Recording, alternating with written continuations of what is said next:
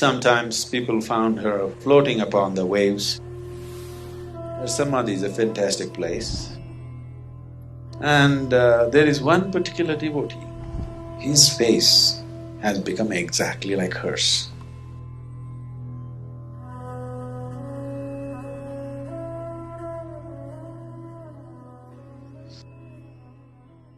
Mayamma was…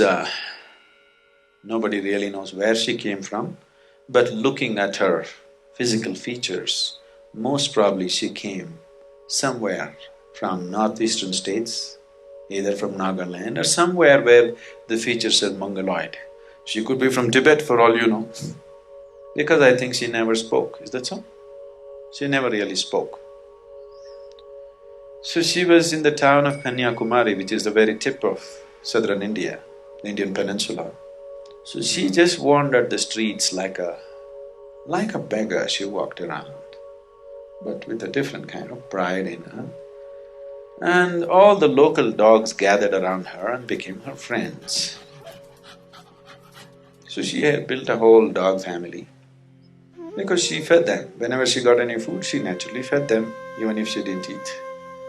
So she went to such extremes in South Indian hotels. Some of the dishes, you never buy them, I'm telling you. Some of the dishes are displayed in a glass case in front of a restaurant, like idli, not idli usually, vada, some sweet and laddus.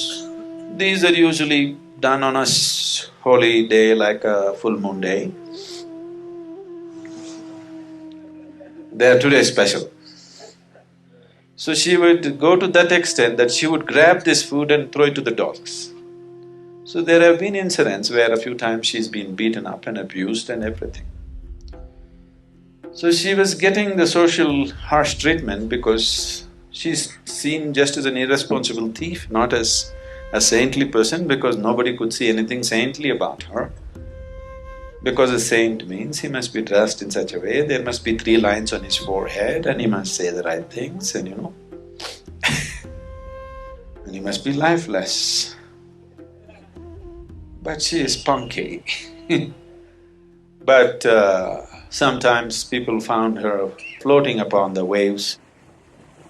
She was just floating upon the waves. That amazed people and they started looking at her with little more respect.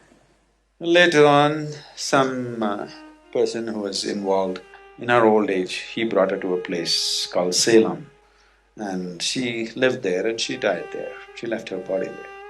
Her samadhi is a fantastic place. Fantastic means not in any way, it's just one cement thing, very barely built, a small house, but it's really strong, strong it is. So I happen to be in a small hill station which is close to this place, and that day happened to be a Paurnami, that is a full moon day.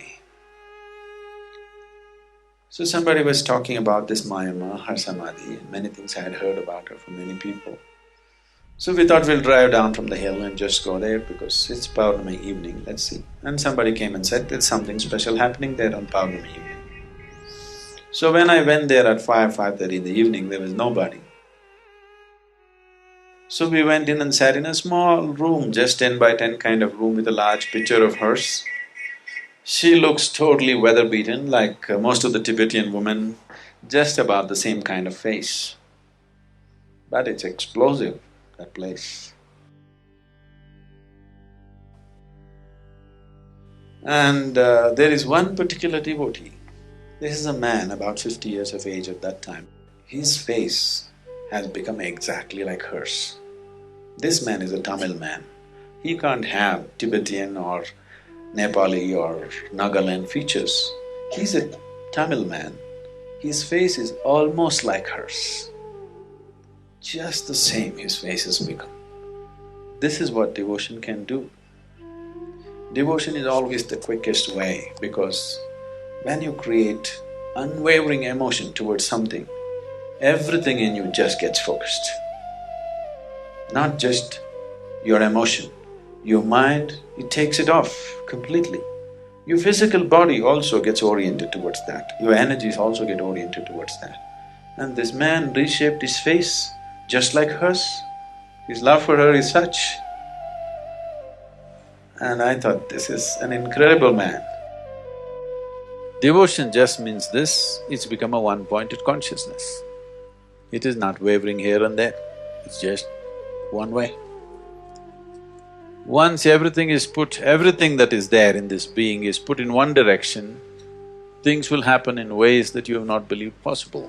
I want you to just look back on the spiritual history of India. You will see devotees doing incredible things. Things that happened around them are too magical for anybody to believe. They had no knowledge, they had no other mantra tantra going with them. The only thing was single-pointed devotion, that's all.